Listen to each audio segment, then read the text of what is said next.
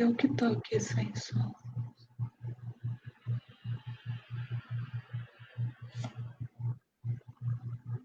Por que está mudo?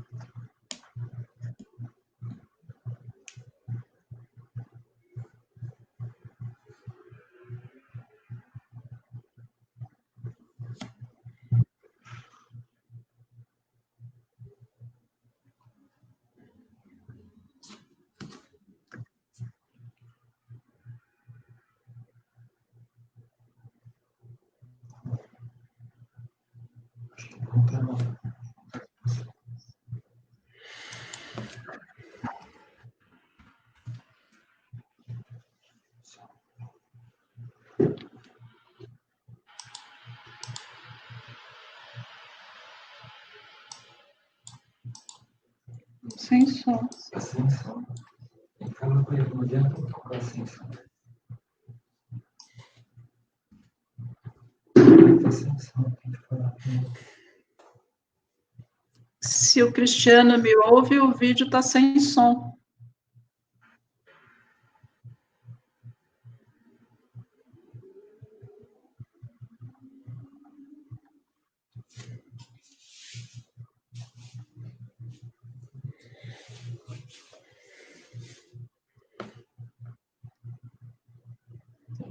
Pessoas não gostam, tá sem som.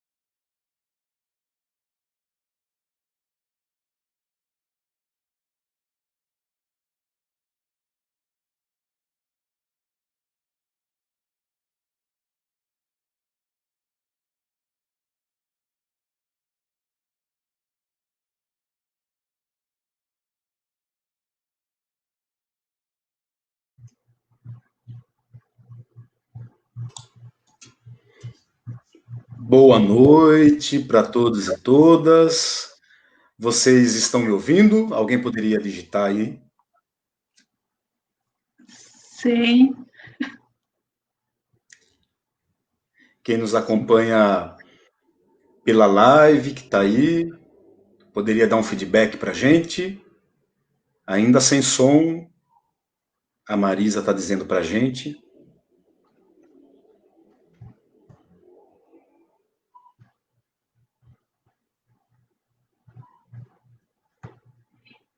Ah, ótimo. Boa noite, então, para todos e todas.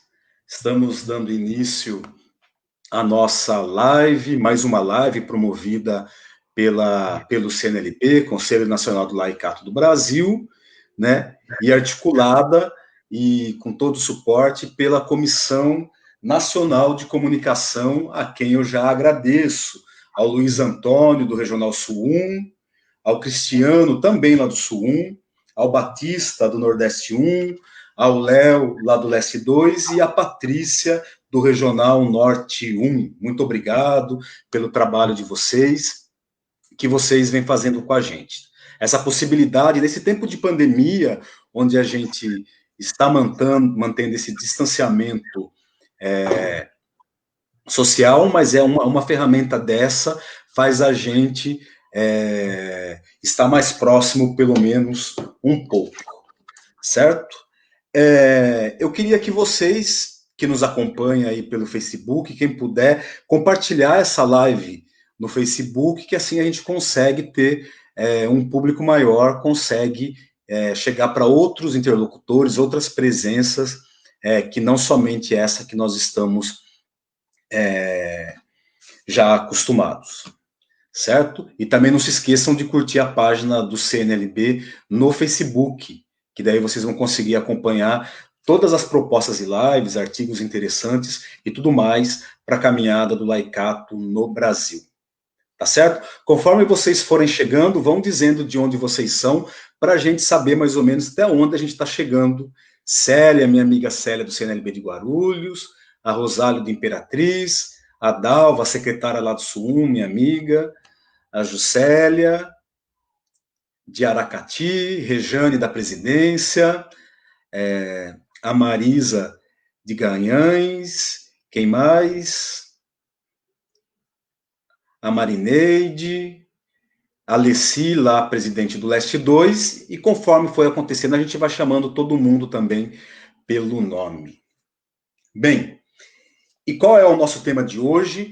É de um documento que, junto com a Bíblia e com o jornal, tem que fazer parte de todo mundo, de todos aqueles e aquelas que estão trabalhando para a articulação do laicato católico no país. Né, o documento número 105 da Igreja no Brasil, produzido pelos bispos e apresentado pela Igreja no Brasil.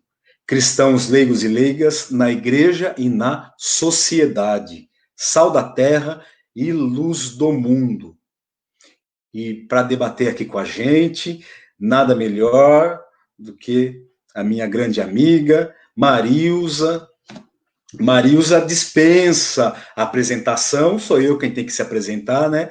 Marilza foi presidente do organismo entre 2013 e 2019, ou seja, no processo de elaboração do documento, na aprovação do documento, durante o ano do laicato e também da articulação latino-americana de leigos e leigas. Então, com propriedade, a gente vai debater todo esse capítulo primeiro do documento 105. Marilza, boa noite, muito obrigado pelo serviço ao CNLB, sempre quando a gente precisa, você nos atende prontamente, porque é amor, né? Porque é carinho que a gente sente pelo organismo. Muito obrigado. Obrigada eu, Márcio, pela sua acolhida, é sempre um prazer, né, estar a serviço do Reino de Deus, servindo através do nosso organismo, o Conselho Nacional do Laicato do Brasil. Então, agradeço ao CNLB, na pessoa dos membros da Comissão de Comunicação, pelo convite, pela oportunidade que nos é dada de estar aqui, mais uma vez, conversando, participando dessa roda de conversa, desse bate-papo sobre o documento 105. Obrigado, Marilza. E para a gente já começar a esquentar a nossa conversa, eu não sei se você tem essa mesma sentimento, mas quando a gente fala do documento 105, nós estamos falando de um dos documentos mais avançados na compreensão e na missão do laicato católico.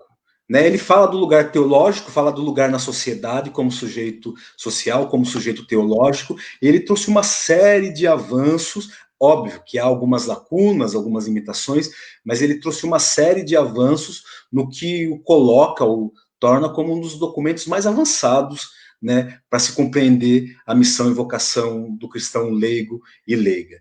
Então eu queria que você partilhasse para a gente esse processo, como foi o processo de se pensar o documento, né, o processo de se inscrever, de ir para a consulta ampla, de recolher as contribuições e até ser aprovado na Assembleia da CNBB no ano de 2016, precisamente na 54ª Assembleia Geral da CNBB, em 2016, no dia 14 de abril.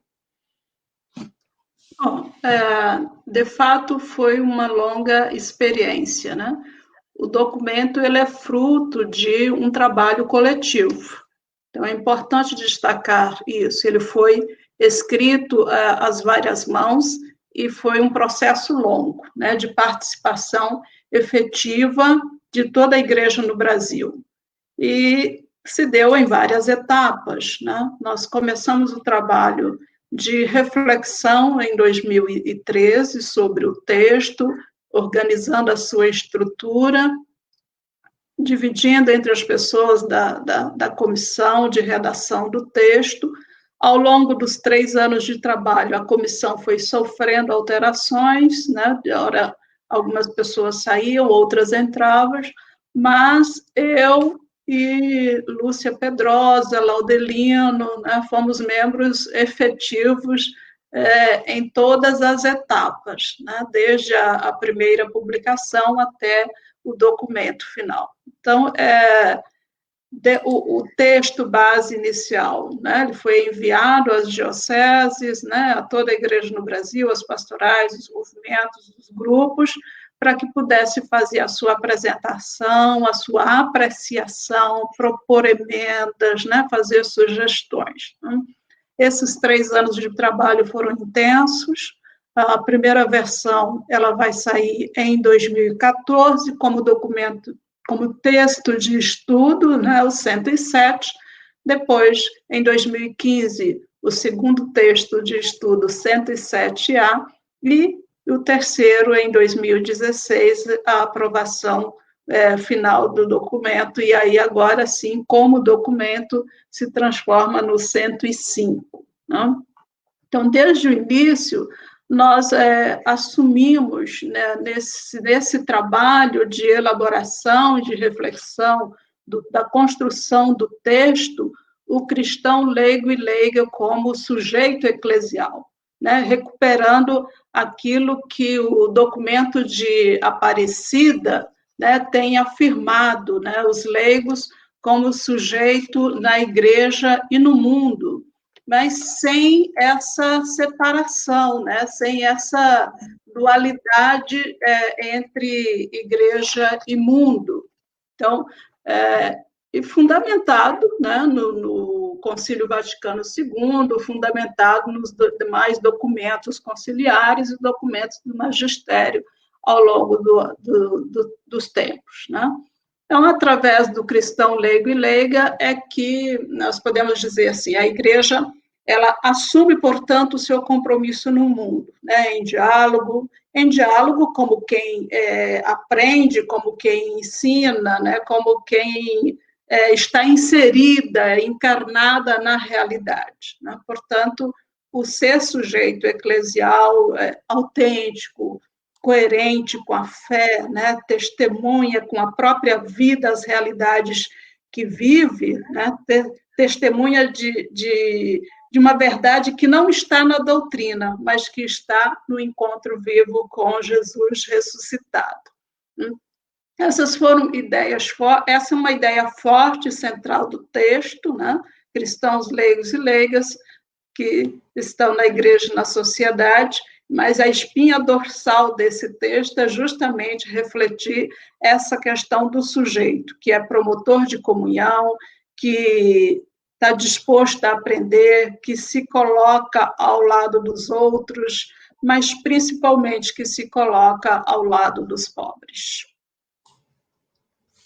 Muito bem. Eu acho que você falou uma coisa fundamental, Marisa. Essa dicotomia entre igreja e mundo, igreja e sociedade, né, parece que até hoje ainda causa algum conflito, parece que até hoje a gente não consegue entender que é uma coisa só, né, que a gente tem que estar inserido no mundo para fermentar o mundo, né, é claro, de acordo com uma proposta, que nós temos sim uma proposta para fazer, mas é urgente que a gente consiga superar essa ideia falsa de que o cristão leigo e leigo tem que ser aquele que tem que necessariamente só ter uma vida enfurnada dentro da sacristia, né? Eu acho que você fala muito bem disso, de superar essa dicotomia, superar essa dualidade e se perceber que nós somos sujeitos integrais, né? Tanto na igreja como na sociedade.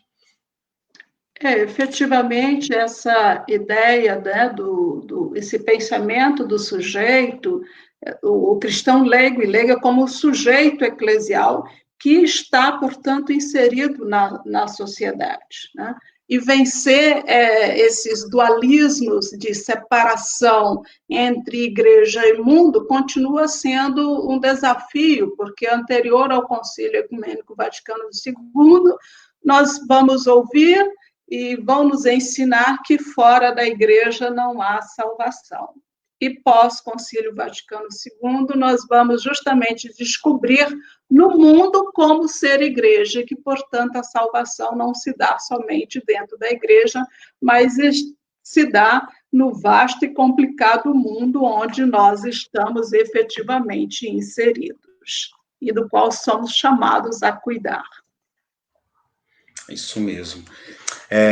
Então, o Catapã de Campinas está presente, a Dalva está presente, a Leninha está presente, a Cadira, a Conceição Formiga, quem mais? A Fátima Ferri, presidente do Sul 1, a Cida, presidente do Noroeste, obrigado por todos vocês. E eu queria, Marilza, que você partilhasse um pouco para a gente o seguinte, né? A um determinado momento do capítulo 1, se fala ainda dos recuos, né? Se constata uma série de recuos, né, que impede realmente o laicado se entender como sujeito e se apropriar de sua missão e vocação. Eu queria que você partilhasse para a gente um pouco desses recuos, aqueles que no momento de hoje você acha que é urgente, que você acha que a gente precisa realmente superar. Porque são tantos, né? A gente sabe que são vários recuos, mas eu queria que você destacasse uns 2 ou 3 que você acha que a gente precisa pontuar nessa conjuntura. Olha, Márcio, nessa relação igreja-mundo, e uma coisa que é efetivamente enfatizada, né, no Concílio Vaticano II, depois Paulo VI no Evangelho Anunciante e outros documentos que vão surgir a posteriori, é justamente sobre o mundo, o lugar de atuação do laicato, né? Quer dizer, a nossa primeira e imediata tarefa, vai dizer Paulo VI, né? Não é a instituição, mas é justamente o desenvolvimento da comunidade eclesial, de estarmos presentes no vasto e complicado mundo. E Paulo VI vai citar, né, trazendo também do Concílio Vaticano II, esse mundo da economia, da política, né, da cultura, da família, né, do trabalho profissional, do sofrimento, né? Então, nós temos uma ação pastoral na igreja, mas, efetivamente, nós somos igreja, atuando no mundo. Talvez isso possa nos levar para essa questão que você nos coloca, quais são alguns recuos que a gente tem enfrentado ao longo da nossa vida, né, eclesial, como cristãos leigos e leigas inseridos, né, na igreja. Nós sabemos bem que, de certa maneira, é ainda insuficiente e até omissa a participação dos cristãos leigos e leigas no mundo. É muito valorizado ainda aquele leigo que atua no interno da vida eclesial. Tanto que, quando nós destacamos os rostos, né, do laicato na igreja, o texto traz como os rostos do laicato alguns rostos muito voltados para o interno da vida eclesial.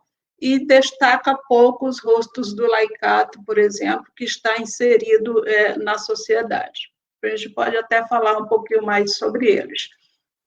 Mas a gente tem essa questão da gente valorizar muito o serviço no interior da igreja. E quando o próprio concílio nos chama, né, e reconhece esta vocação essencial, né, do cristão leigo e leiga batizado, de ser sacerdote, profeta e rei. Sei que no capítulo 2 a gente trabalha um pouco mais isso, essa questão da consciência batismal. Vou tentar me segurar para eu não entrar no mérito dos outros capítulos, porque serão trabalhados, né? Mas a gente poder perceber que, diante do mundo em que nós vivemos, nós ainda estamos muito voltados para o interno da vida eclesial, né? Nós estamos ainda muito voltados para a sacramentalização, né? um certo devocionismo, né? Muito voltados nós para a devoção, a questão do clericalismo, o clericalismo, né? O que a gente poderia refletir em torno, né, dessa questão do clericalismo? São tantos recuos, são tantos problemas, o não reconhecimento, né, do cristão leigo e leiga como sujeito, né, coloca o leigo na condição de objeto. Então, ultimamente a gente tem visto essa questão do clericalismo, do padre com poder, ele é quem manda, ele é quem pode. Por outro lado, a gente tem a própria clericalização dos leigos, que querem também, né, se colocarem como objetos, não se assumem como sujeitos, nem reconhecem a sua dignidade de batizado, né? Nós temos uma resistência muito grande ainda na nossa igreja em relação à opção pelos pobres, né? Ela é implícita da fé cristológica, dizia Bento XVI, na abertura da Conferência de Aparecida, né? Quando todo mundo receava que a opção preferencial pelos pobres fosse descartada, seria descartada pela igreja, e aí Bento XVI vem e diz logo, e assume logo na abertura da conferência, né, essa opção preferencial pelos pobres. Então, e nós temos essa relação na igreja um pouco conturbada, no sentido de ter aqueles e aquelas que realmente estão do lado dos pobres, com os pobres, e se coloca a serviço, e aqueles e aquelas que ainda não estão. Nós poderíamos elencar muitos outros, mas eu creio que esses são alguns dos sinais, né, que mostram os desafios que nós temos na construção dessa consciência da vocação do laicato e o seu ser sujeito eclesial no mundo. Interessante quando você fala de clericalização, nós vamos falar um pouco mais para frente, mas nessa questão, a pandemia vem escancarando isso também, né? A gente estava se organizado, a nossa vida comunitária estava se organizado a partir de um serviço de culto centralizado no templo. Quando a gente se vê obrigado a fazer a nossa oração dentro da igreja doméstica, com as nossas famílias, os mais íntimos, a gente ainda não conseguiu compreender, né, que somos igreja. Estamos desempenhando o nosso ministério, a nossa vocação batismal também quando a gente celebra. Né? A gente ficava muito na dependência do templo e esquece de toda essa diversidade de dons e ministérios. É importante o que você nos traz. A gente tem visto agora, você toca, né, eu vou aproveitar que você tocou numa questão, porque isso mostra, de certa forma, a questão da clericalização dos leigos, né, de alguns cristãos leigos e leigas. É claro que não são todos e todas, depois nós vamos falar das coisas boas do laicato. Né? Dois pontos que você já tocou, depois a gente pode aprofundar um pouco mais. Mas acho que não retomando, porque entra um pouco nessa questão de recuos, nessa questão da clericalização dos leigos.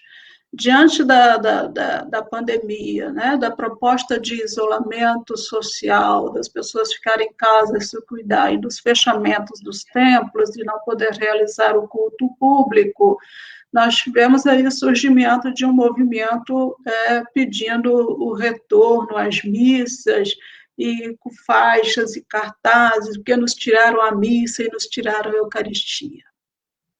Está aí uma coisa para a gente pensar. Se nós, cristãos leigos e leigas, somos igreja no mundo, onde é que o povo está sofrendo nesse exato momento? Então, onde é que nós temos que comungar? Com quem nós temos que estar juntos? Onde é a igreja agora? Né? Então, que igreja somos nós? Então, essa questão da opção preferencial pelos pobres, né, pode ser muito bonito no texto, na fala, mas na hora de viver isso, nós fazemos a opção pelo templo. Nós queremos não atender as pessoas nas casas, nós não queremos partilhar o pão nas casas, né? A gente quer ir para o templo porque nós queremos a hóstia consagrada. Que Jesus é este que nós estamos partilhando?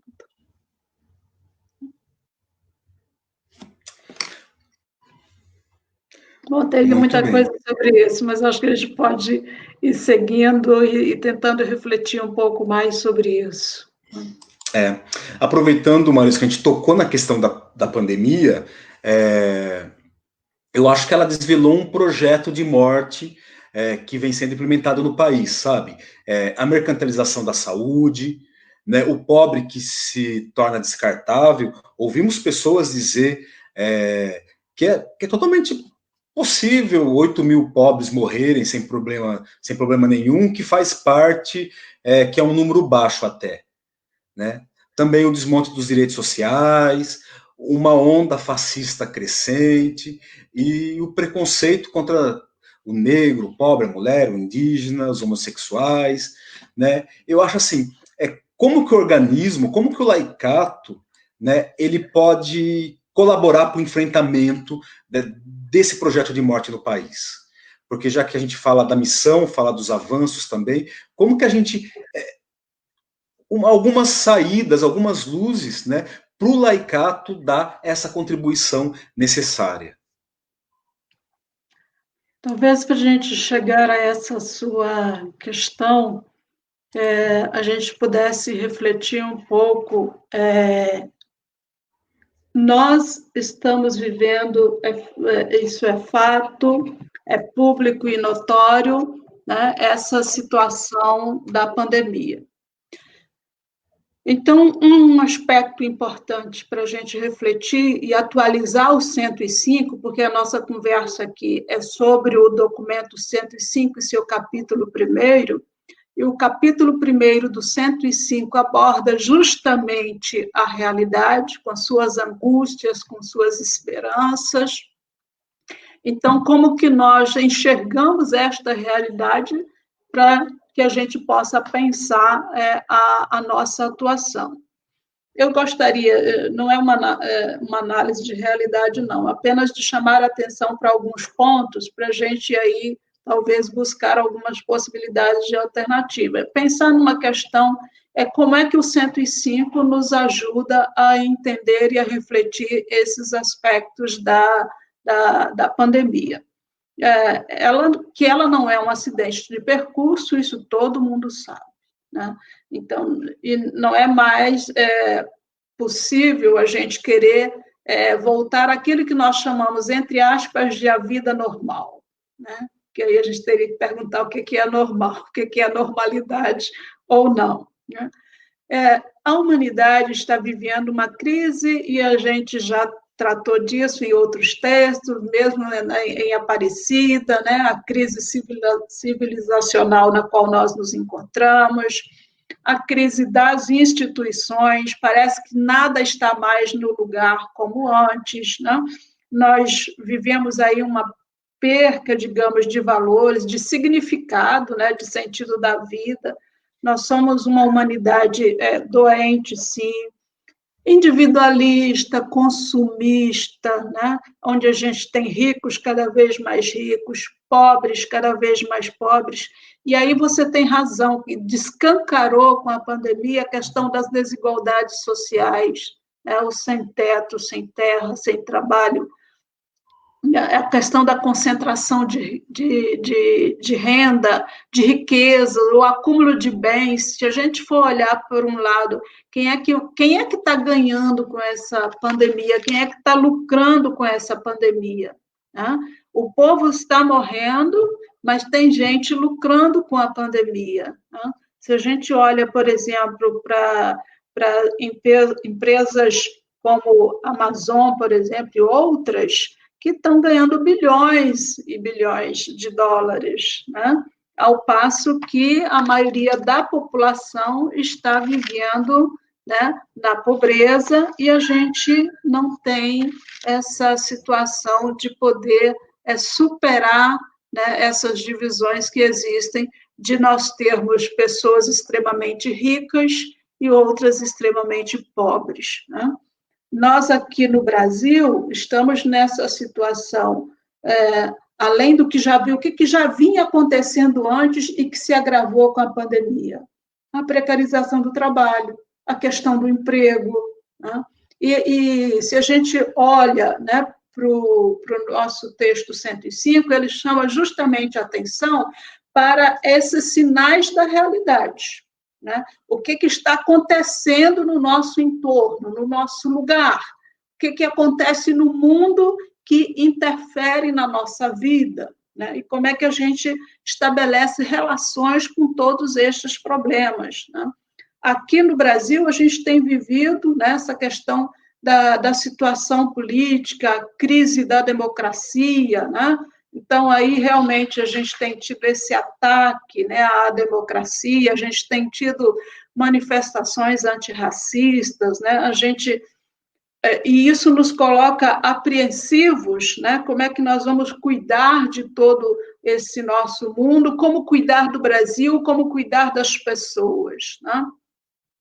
Como cuidar do nosso planeta doente. Até mais adiante a gente pensava em falar um pouco disso, mas eu acho que nesse momento, como que a gente vai cuidar do nosso planeta doente, né? Quer dizer, nós estamos destruindo o nosso habitat, em função da produção, em função do consumo. Agora, na pandemia, né? Tudo parou? Não, tudo não parou. O desmatamento não parou, as queimadas não pararam, né? O agronegócio segue a todo vapor, o uso de agrotóxicos. Nós provocamos profundas mudanças, né? E essas mudanças no ambiente, no espaço que nós ocupamos, né? A gente produz lixo, a gente tirou a terra do seu lugar, nós desestabilizamos o ambiente, né? E aí, nesse processo, é que vai surgindo as doenças, né? E é o caso agora que está acontecendo conosco da pandemia que nós estamos vivendo da Covid-19, né? Porque a gente continua com a mesma política de quem tem, se preserva, tem acesso à saúde, vai para os hospitais particulares, mas a maioria da população que depende, né, da saúde pública, que depende do atendimento do SUS, né, se vê numa situação de balança ou numa situação de que não sabe o que fazer. Se correr, o bicho pega, se ficar, o bicho come, né, dizia o ditado popular. Então, nós precisamos, nós chegamos ao cúmulo de ouvir autoridades públicas, né, dizer que vai passar a boiada na Amazônia porque a imprensa está entretida com o coronavírus, né? E aí a gente tem visto toda essa questão que vai deflagrando e aumentando essa situação de miséria, de pobreza da população. Eu fiz isso antes porque você pergunta assim, o que nós, né, quando você levanta a questão, o que nós, enquanto laicato, podemos fazer já? Nós poderíamos levantar aí uma série de indicativos de coisas a serem feitas. A gente pensar na nossa... e aqui não cabe a mim dar as respostas, posso dar alguns indicativos, né, para que a gente possa pensar, e as pessoas que estão nos acompanhando também podem aproveitar e dizer aí o que a gente pode estar fazendo. O Papa Francisco nos dá uma primeira dica: dizer não a uma economia que mata. O texto 105 fala da globalização, dos seus desafios, das suas problemáticas, né, de todos os seus problemas em si, né, porque a globalização, o capitalismo foi nos apresentado como uma maravilha, né, em que tudo e todos teriam tudo, e quando, na verdade, não é. E uma crítica que Francisco faz ao capitalismo vem justamente no Evangelho Gaudium, que é sobre a economia. Então, essa economia mata. Então, é preciso dizer não a essa economia, essa é a primeira coisa, né, para a gente começar a pensar a nossa atuação enquanto laicato, né? Não dá para viver com a forma como nós organizamos a economia no mundo, né? tivemos esse embate em relação à questão da pandemia. A gente defende a economia ou a gente defende a vida, né? Então, nós, cristãos leigos e leigas, não temos outra opção a não ser pensar outra possibilidade de cuidar da economia, né? E tem a economia solidária, a economia de Francisco, a agroecologia, a agrofloresta. Então, existem essas possibilidades de atuação. É preciso valorizar a diversidade, valorizar a pluralidade, né? Nós não somos iguais, nós somos diferentes. Valorizar a diversidade e a pluralidade, inclusive cultural, né? Saber fazer uso das redes sociais é um problema que a gente tem tido das falsas notícias ou das fake news, mas como que nós podemos fazer uso adequado das redes sociais? Como que a gente pode viver a vida comunitária? Está aí uma coisa que a gente precisa fazer como laicato, intensificar a vivência comunitária. As comunidades eclesiais de base estão aí, a gente retomar essa experiência das comunidades eclesiais de base, né, da Igreja da Libertação, da Igreja da Fé e Política, da Igreja Solidária dos Pobres, né? Pensar na organização do trabalho de base, como é que nós vamos nos articular na igreja e na sociedade, fazer o nosso trabalho de base, mobilizar as ruas, apoiar o Papa Francisco, organizar a Sexta Semana Social Brasileira, né?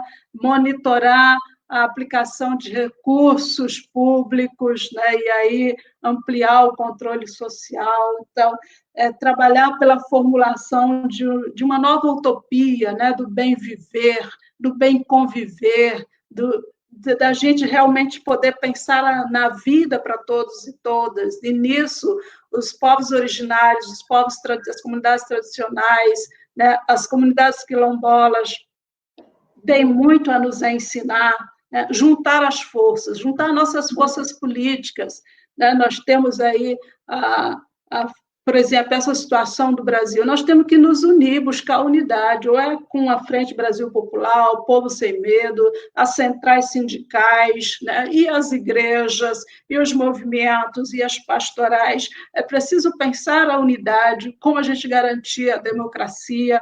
Então, esse povo precisa se juntar. Enfim, eu poderia continuar a lista, mas eu acho que seria bom a gente ver o que as pessoas estão também, né, querendo conversar e se tem alguma questão. Eu acho que você falou alguns pontos capitais. Essa questão de ocupar as redes sociais, nós temos um projeto, uma contribuição para apresentar, como diria Paulo VI, para o aperfeiçoamento da ordem temporal. É uma contribuição necessária e fundamental. Nós viemos de um processo eleitoral extremamente baseado em fake news, né, em que as mídias sociais, né, a nova, como que eu posso dizer, batalha onde se ganha, onde se perde. Então, é necessário que as forças libertadoras ocupem as redes sociais, se comuniquem, a gente faça a se comunicar o que nós temos para comunicar, e a contribuição fundamental que o cristianismo pode dar e tem que dar para superar esse projeto de morte. Você também fala do trabalho de base, e nós refletíamos anteriormente com o colegiado deliberativo, né, a importância também do organismo aproveitar esse momento e se agrupar, e se aglutinar com aquelas pessoas, né, nos diversas lutas, nos diversos grupos que defendem a vida do pobre, né, que defendem esse projeto de vida para todos e todas. Então, também é o momento do organismo começar a reconhecer os seus parceiros, né, e ir atrás. Não que isso não vinha sendo feito, claro que vinha sendo feito, mas que a gente possa avançar ainda mais nisso. E a minha querida amiga e mestre Wanda Conte, ela fala também do documento 62 da CNBB, vocação dos ministérios dos leigos e leigas.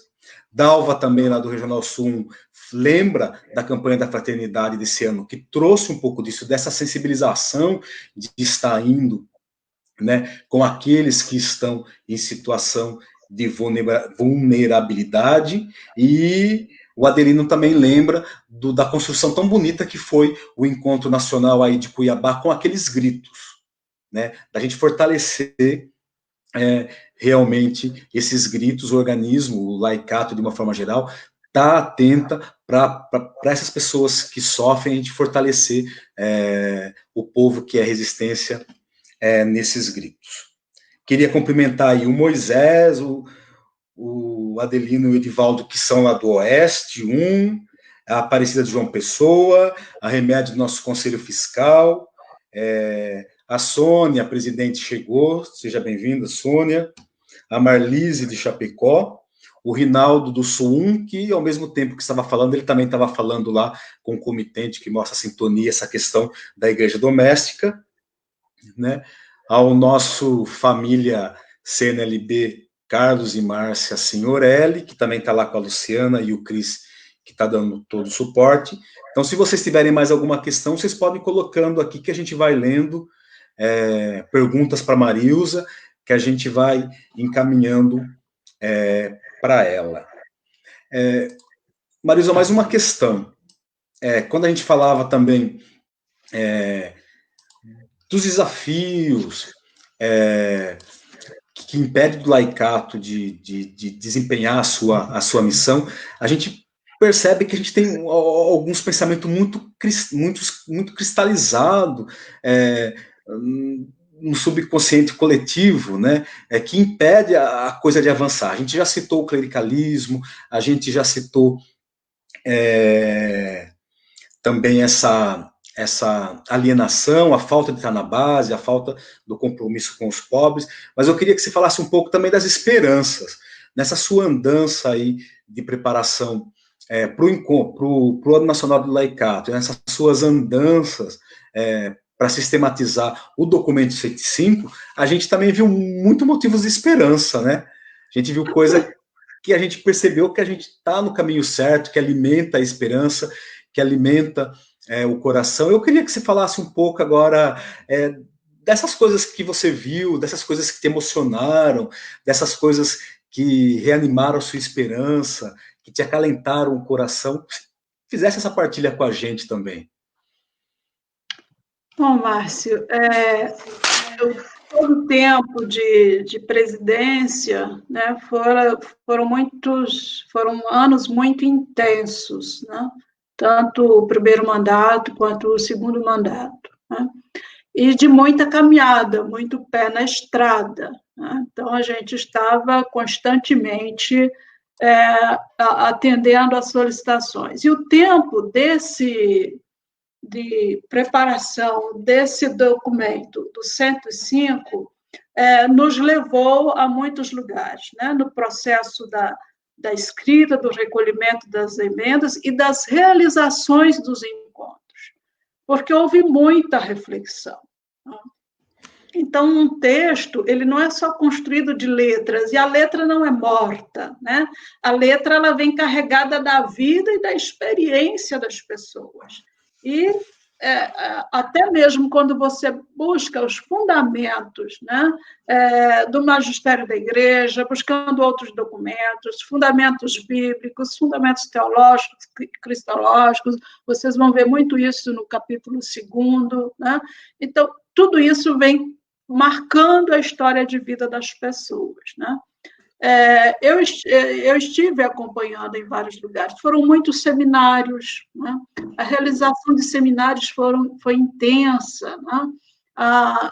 Eu estive lá em Teresina, acho que na época a Aureni, estava Wanda, a Aureni, as meninas estavam por lá, um simpósio, né? Então, assim, você vai para um simpósio e era justamente sobre o campo de atuação do laicato na política, né? E no ano em que o Brasil estava pensando em Copa do Mundo, o futebol era a bola da vez, né? E a gente disputando com o futebol, com a Copa do Mundo, tem que realizar o seminário, e você chega lá e encontra 400 pessoas reunidas. né? Nós fomos para Laudeliano, por exemplo, saindo, né? Ele foi para um seminário em Fortaleza, reúne 2.000 pessoas. Nas comunidades, nós reuníamos quê? Grupos de reflexões, nós não reunimos, né? Então, assim, a gente fala dos grandes encontros, mas a gente tem que falar também dos pequenos encontros, dos grupos de base, dos grupos de reflexão, das pessoas que sentaram, né, que pegaram o texto, que depois foi transformado em cartilhas, né, o CNLB elaborou várias, e essas cartilhas foram utilizadas pelas pessoas nos pequenos encontros. E isso a gente precisa valorizar e muito, né? Às vezes você ia para um encontro, chegava, tinha 30 pessoas reunidas. E aí o próprio Jesus já nos ensina, onde 2 ou mais estiverem reunidos, eu estarei no meio deles. A gente está se aproximando aí do final de semana da Santíssima Trindade, nada melhor do que a gente pensar no quanto é importante a reflexão que se faz nos pequenos grupos, né? E quando a gente pensa no processo, portanto, de organização e de articulação, você pode pensar nos grandes eventos que são realizados, mas sem perder o foco de investimento que eu estava dizendo há pouco, do trabalho de base, portanto, a importância dos grupos de reflexão, dos conselhos diocesanos dos cristãos leigos e leigas, né? Dos grupos de base dos nossos movimentos, da inserção que fazemos junto às pastorais. Tivemos muito trabalho conjunto com todos os organismos, né? A Conferência Nacional dos Bispos do Brasil, a Conferência dos Religiosos, né? Junto aos diáconos, os presbíteros, os institutos seculares. Todos os organismos se debruçaram sobre o processo de elaboração do texto, depois sobre o estudo e aplicação do documento, porque ele não é um documento para os leigos, ele é um documento para a Igreja do Brasil. E a Igreja são todos os sujeitos, né? Até porque a eclesiologia que a gente traz no documento é a do Concílio Vaticano II, e que o Papa Francisco nos evoca cada vez mais da Igreja Povo de Deus. E na Igreja Povo de Deus, todos são sujeitos, todos são protagonistas, todos devem participar efetivamente, né? Tanto que a gente vai ver, quando chegar o dia do capítulo 2º, vai ver bem claramente esses 2 âmbitos de atuação, né? Como que o cristão leigo e leiga vai atuar na vida eclesial e na vida social, né? Então, assim, toda a experiência, outro dia conversando com o Inácio, meu marido, eu dizia para ele assim, olha, quem sabe eu ainda me animo a escrever um livro para contar um pouco, alguma parte dessa trajetória, né? Mas isso não é uma promessa, não fique esperando pelo livro. Mas, assim, porque é importante a gente poder fazer o resgate e a gente poder guardar na memória, mas também partilhar. Eu tenho uma memória afetiva muito grande com todo esse trabalho. Eu me lembro quando comecei a atuar como presidente, ainda no primeiro mandato, eu fui a Óbidos, né? Para chegar a Óbidos, eu saí de Cuiabá, fui a Santarém, de Santarém tive que tomar um barco para chegar em Óbidos, e aí você poder sentar com as pessoas. Ao atravessar o Amazonas, você vê aquela imensidão de água. Eu fui, fiz o trabalho e voltei. Um mês depois de Óbidos, eu estava lá na Lagoa dos Patos, né? Que fica no sul. E aqui, novamente, aquela imensidão de água. E eu ficava assim, gente, como é que nós vamos nos atrever a fazer a articulação do laicato? Como unir as águas do norte e as águas do sul? Eu acho que a gente procurou fazer isso e, acima de tudo, o 105 tem esse desafio de propor que a gente una o nosso trabalho eclesial com o nosso trabalho social, a nossa atuação como igreja no mundo onde nós estamos. Como é que a gente une fé e vida Igreja Mundo, né? E por aí afora. Isso aí. A Cris, do OS2, está aí, o Luiz Henrique, nosso coordenador da Comissão Nacional de Fé e Política, está aí, o Luiz Antônio, coordenador da Comissão Nacional de Comunicação, está aí, e disse que Marilza tem rodinhas nos pés. A Maria Rosa, muito obrigado, Maria Rosa, a Aureli.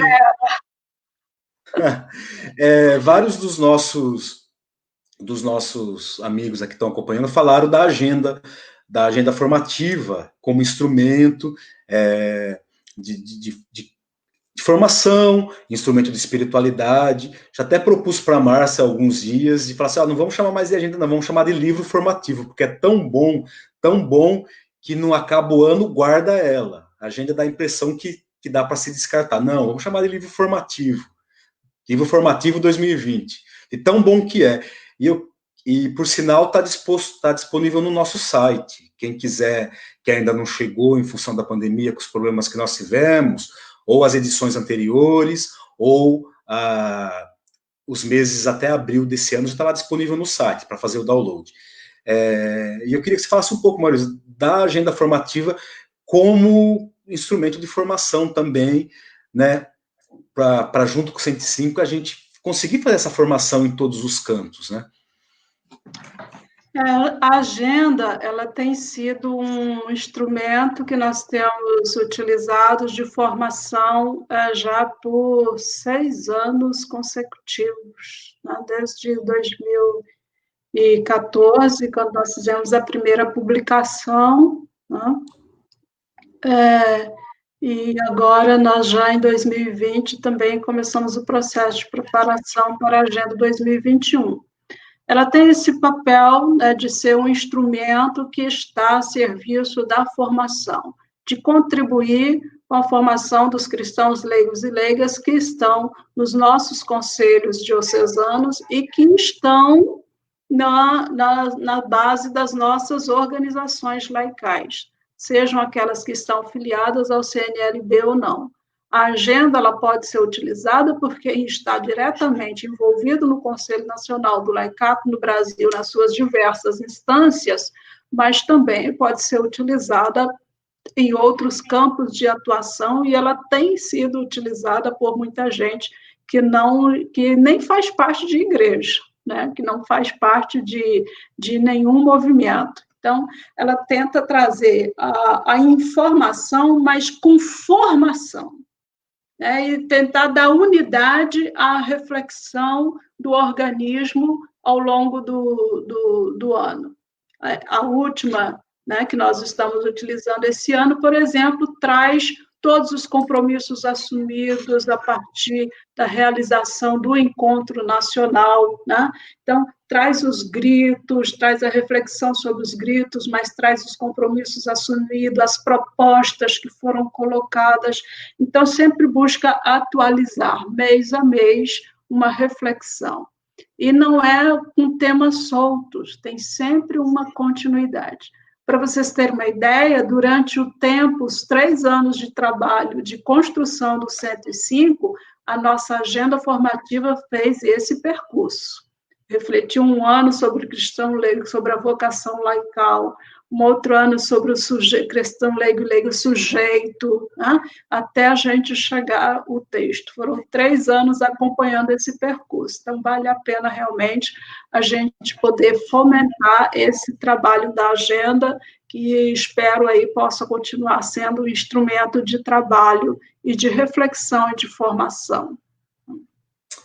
Ótimo. Queria registrar uma contribuição do Adelino, que ele fala de incentivar a criação de um plano de ação para a formação, conforme foi estabelecido no DOC 105, e falar que o organismo já está avançando a passos rápidos, a partir do 7º encontro de Cuiabá, junto com o colegiado deliberativo e também junto com as comissões, né, a gente está finalizando um plano de ação para a gente dar uma organicidade maior da ação do organismo em nível nacional, e liberando, claro, com as especificidades de cada regional.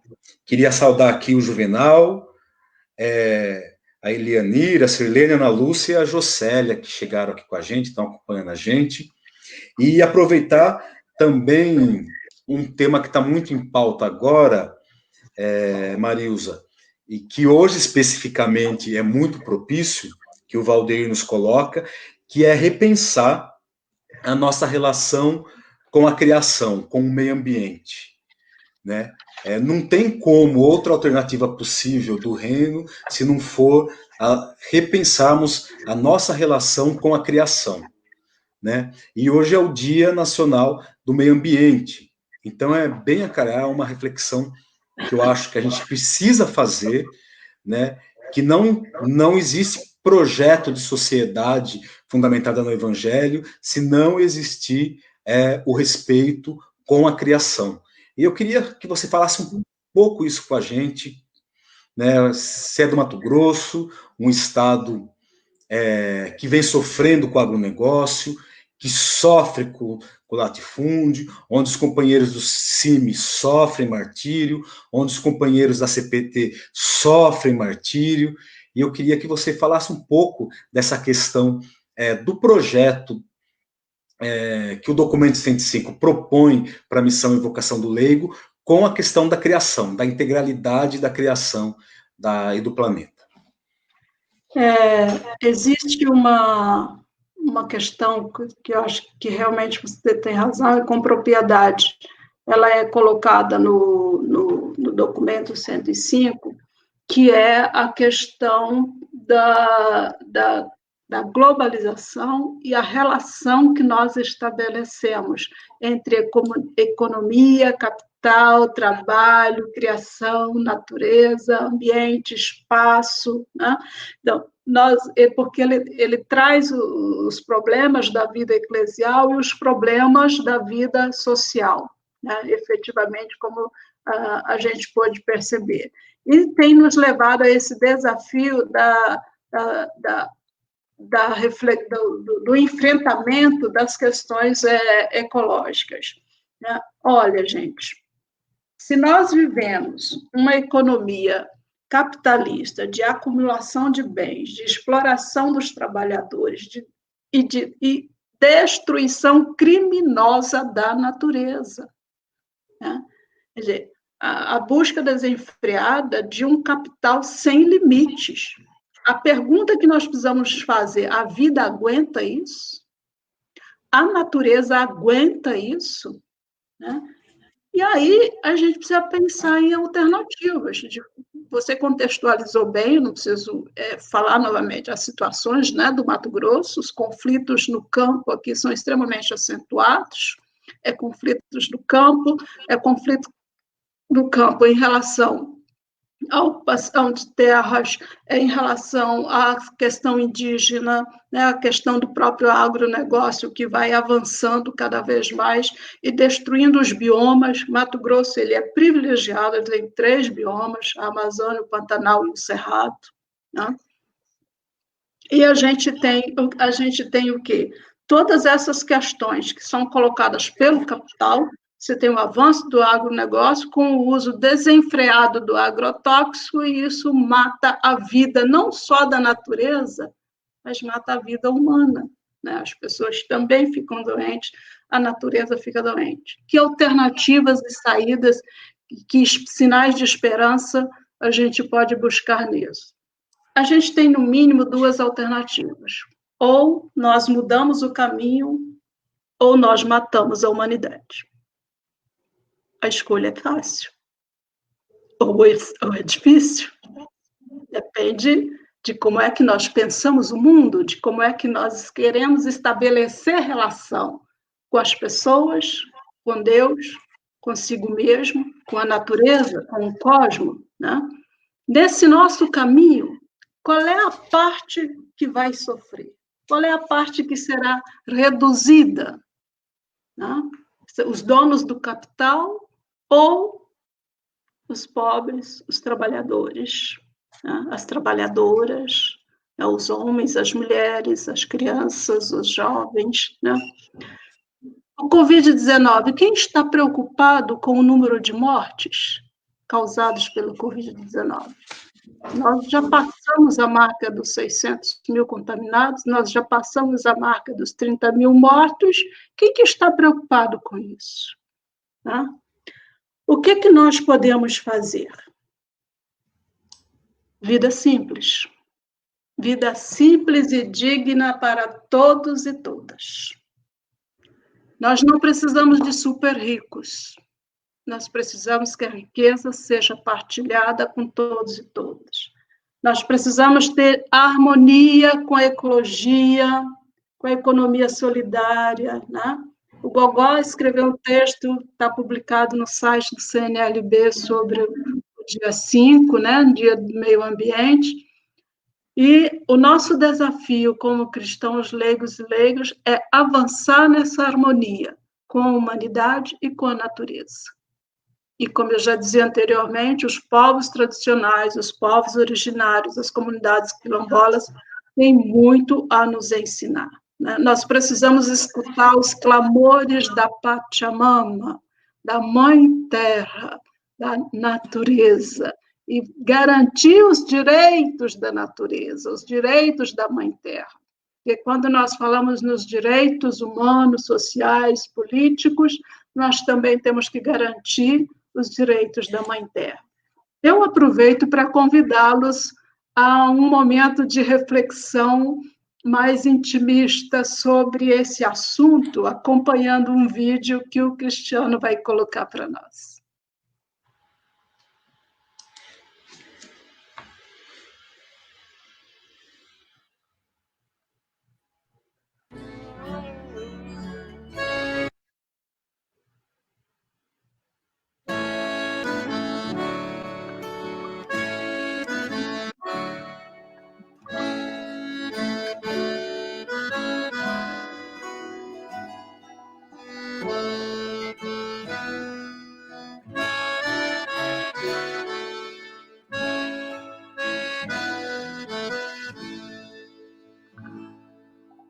Tudo está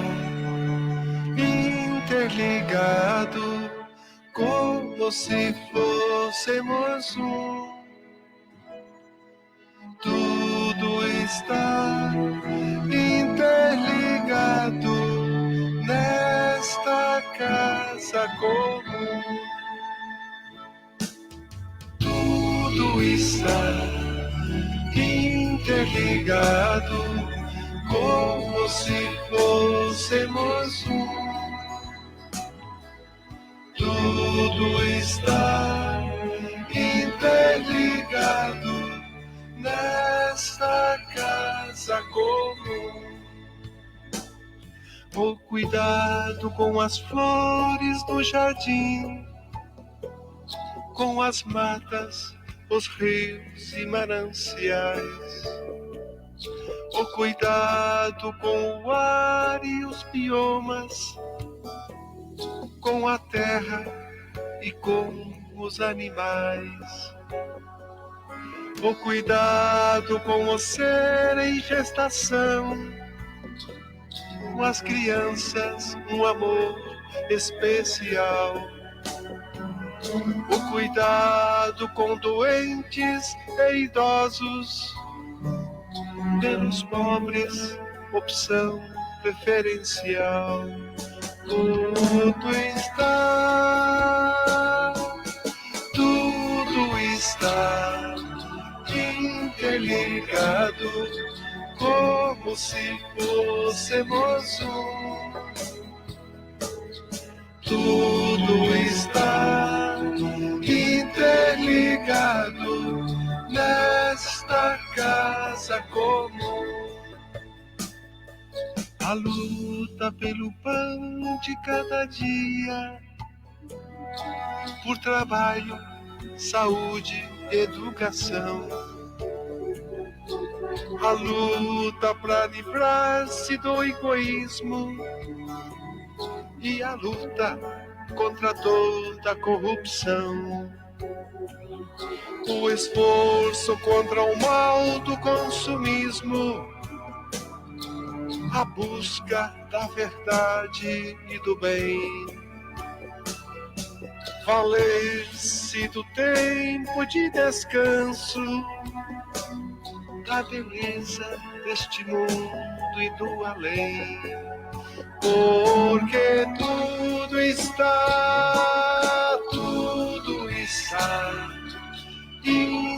interligado, como se fôssemos um.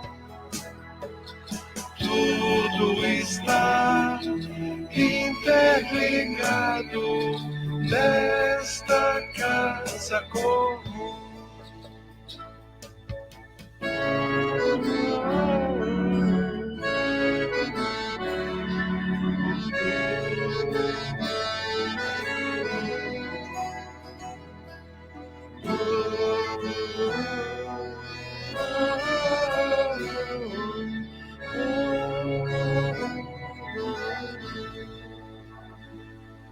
O diálogo na escola e na família, entre povos, culturas, religiões, os saberes da ciência e da política, da fé, da economia em comunhão, o cuidado pelo erro e pelo tu, pela nossa ecologia integral, o cultivo do amor de São Francisco, feito solidariedade universal, porque tudo está interligado, como se fôssemos um. Tudo está interligado nesta casa comum.